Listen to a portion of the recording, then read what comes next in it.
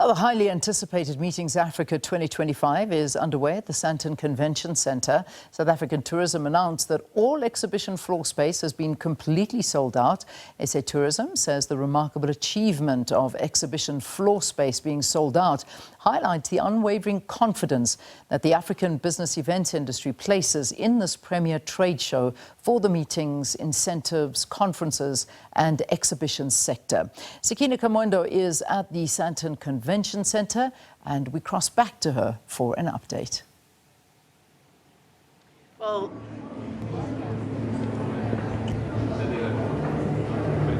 thank you so much, Leanne. All of that and, of course, so much more.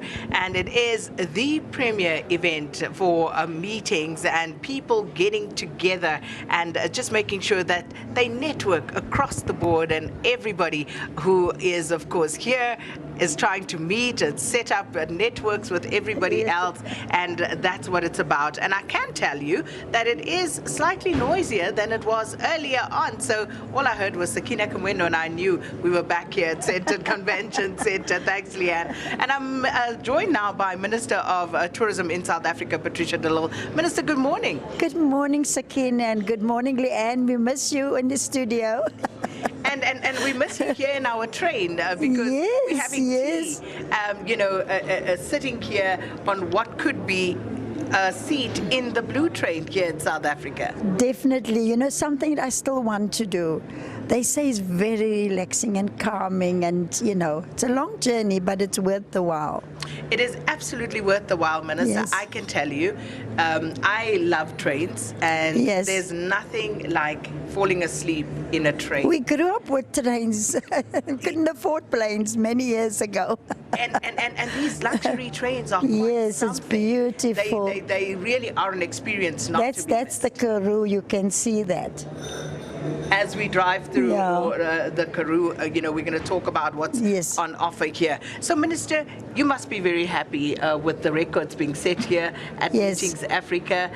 The exhibition space is sold out, and I would imagine that's what one would want from the onset. Yes, most definitely. Out of the 60 countries that are here, 27 comes from the continent, because this is a Pan-African event. And also, I would like to welcome the newcomers, Morocco, Madagascar, Chad, and the others. It's their first time here. And as much as we compete as African countries amongst ourselves, Meetings Africa is meant to display our continent. And you will know as a Pan-Africanist that there's nothing better than our continent, and we must be very proud. The continent is ready, willing, and able to host any event. Like you see, South Africa now hosting the G20. And this brings together those ideas and opportunities, because I would love to see that Africa's share of the world market increase. We're still a very small percentage, like 34%, and the opportunities are there. And Meetings Africa as the showcase to the rest of the world that we can have any meeting, any conference, any event in South Africa and in the continent. So what do you think we can do as South Africa and as the continent to ensure that we do gain a greater market share? Yes. Where do you think we can actually build? Well, first of all, I think we need to have some structure.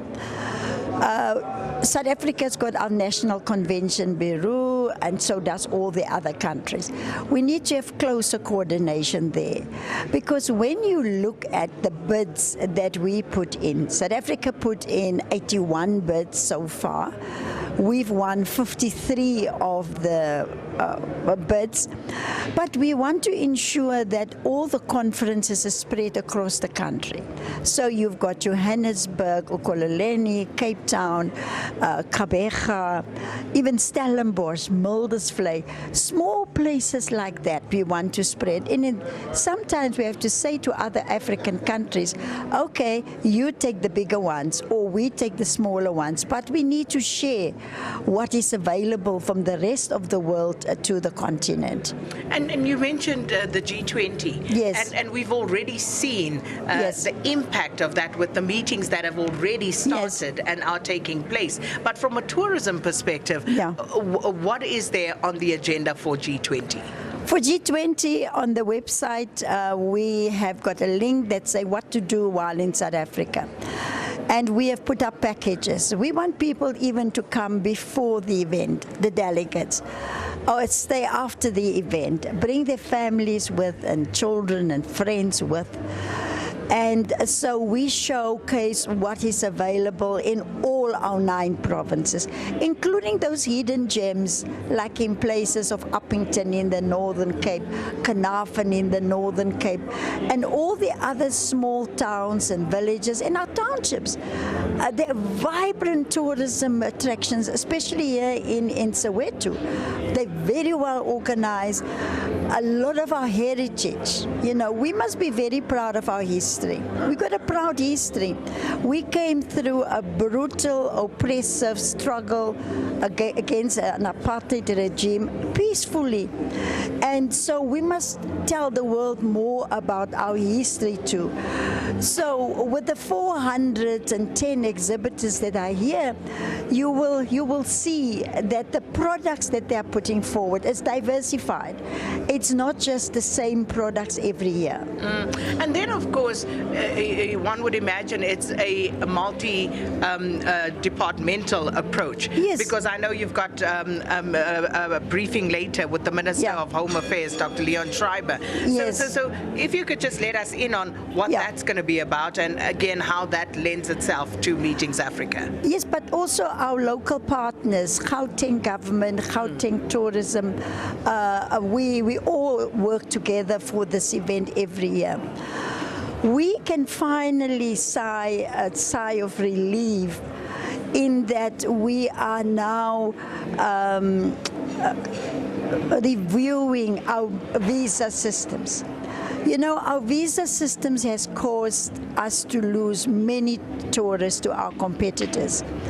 And together with the Minister of Home Affairs, the Minister of State Security, we came up only 6 months ago, and to get something done in government in 6 months is a miracle by itself, with a scheme called the Trusted Tour Operator Scheme, whereby we share the responsibility with the tour operators. So whether it's a group of 5 or 10 or 200, they can go and apply for their visas through the tour operators. And the tour operators do all the work. But also because we have now gone digital, and we have got a special portal for the Trusted Tour Operator Scheme and an account manager. The turnaround time, the first lot of tourists from China that arrived on Saturday last week, it took us 6 hours to process the 30 applications. So that is why the Minister of Home Affairs is coming with me. We've been working very closely together, and we continue to work together to get digital involved, not just manual, because with the manual, there's a lot of discretion by individuals. Now that we're using AI to help us with the security screening, you remove that discretionary decision from one official. So the visa regime is definitely going to help us as tourism, because I see them as enablers. The TOT scheme, the electronic travel authorization that's coming, the digital nomad visa that's there, we will use those as enablers to grow tourism numbers. And then, of course, the much dreaded question of crime. Yes. And this is something that people will see videos doing the rounds on social media, and they may be put off by what they see. But in terms of, again, the interdepartmental cooperation in that regard, what is the plan? Well, first of all, we regret the attack on any tourist, whether it's local or international. And as you know, the mandate to provide safety for ourselves, the South Africans, and our visitors, is with the police. But we are working together with the police and the private sector, including the National Prosecuting Authority, for some of those cases. So we have got a plan. Government put in 174 million rand. We recruited over 2,300 young people and trained them as tourism safety monitors. Together with the police. The police also further trained them. From the private sector, they came in with the technology and developed an application whereby at the press of a button, if there is an attack, you've got access to the police, you've got access to over 300 private security companies, to medical. And then we've also developed an aftercare service in the event of an attack. If it's a foreigner, we will contact the embassy. We will provide interpretation services. We will make sure that they are safe. We will do a case number with the police. And they don't have to travel back to South Africa for that court case, because with the NPA now, they can do a virtual court appearance from anywhere in the world. So we have a plan, and we've shared the plan with all the missions that are based in South Africa, the embassies, the consul generals. We said, this is our plan. Please share it with your visitors that's coming. And also the private sector put up a control center here in Sandton. Whereby that app and the responses to the app is monitored on a 24-hour basis. But you will always find that there will be an attack, but the hotels are also putting tips out how not to do it. We've signed an agreement with Google, because sometimes when visitors arrive, they will press the short route. And where we found that some of the routes are dangerous, we talk to Google to remove those routes.